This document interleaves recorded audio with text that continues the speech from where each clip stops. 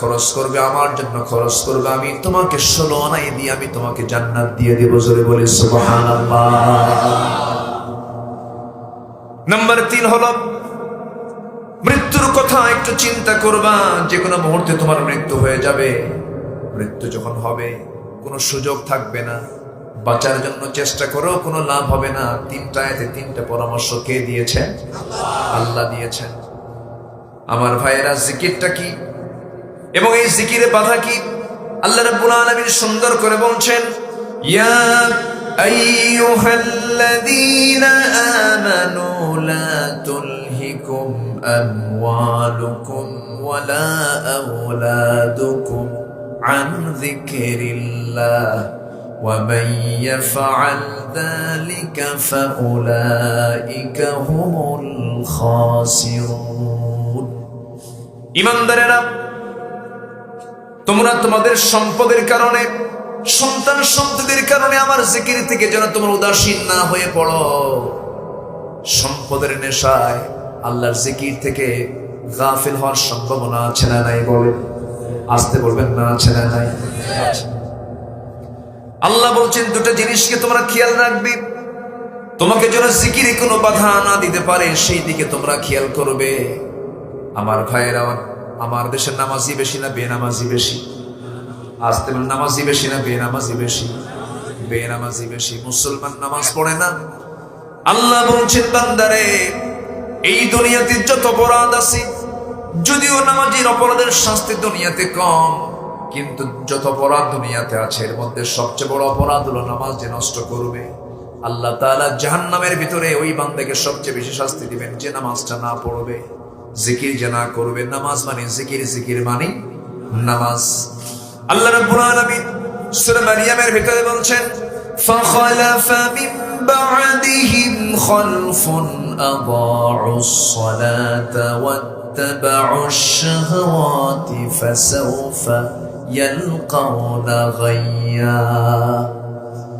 ওই সমস্ত বান্দা যারা নামাজকে নষ্ট করবে এবং যারা নফসের যারা দাসত্ব করবে, এই 2টো বড় অপরাধ যারা করবে, আল্লাহ বলছেন ফাসাউফা ইয়ালকাউনা গায়্যা, অচিরে আমি তাকে জাহান্নাম, শুধু নয় জাহান্নামের গর্তের মধ্যে আমি তাকে ঢুকাবো।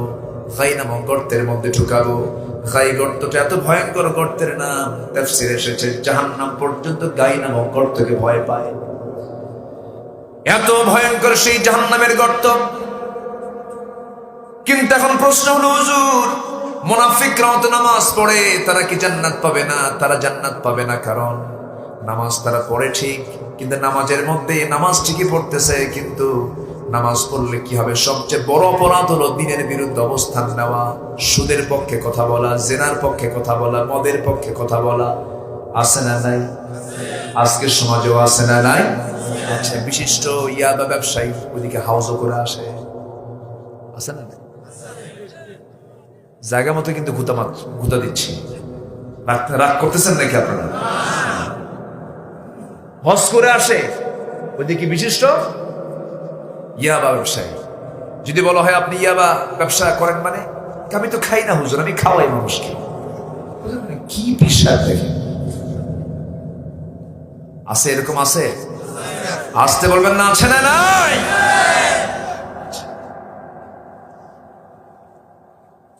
আমার বন্ধুগণ, 2 দিকে চলা যাবে না, যে কোনো একটা লাইন ধরতে হবে। জান্নাতে যাওয়ার লাইন তো 2টা নয়। তাগুতকে পরিহার করে চলবে, ওয়াহদানিয়াতকে, তাওহীদকে ধরতে হবে। আল্লাহ তাআলা বলছেন, আনি'বুদুল্লাহা ওয়াজতানিবুত তাগুত। তাগুতকে পরিহার করো, ইবাদত করো কার? আসতে বলবেন, ইবাদত করবো কার? এক জায়গায় না, সব জায়গায়, সব জায়গায়। আমার ভাইয়েরা, আমি যদি বান্দাকে ঠকাই, আল্লাহ আমাকে কখনো মাফ করবেন না। আমি যদি পিতামাতাকে ঠকাই, আল্লাহ আমাকে কখনো মাফ করবেন না। পিতামাতাকে ঠকানো মানে হলো পিতামাতার সঙ্গে সুন্দর আচরণ না করা, পিতামাতার সেবা না করা। আজ থেকে 10 বছর আগে শিক্ষার হার যা ছিল, আজকে শিক্ষার হার তার চাইতে কম না বেশি? বলেন, শিক্ষার হার কমছে না বাড়ছে? বেড়েছে, কিন্তু বাপ মার সেবার পরিমাণ কমছে না বাড়ছে?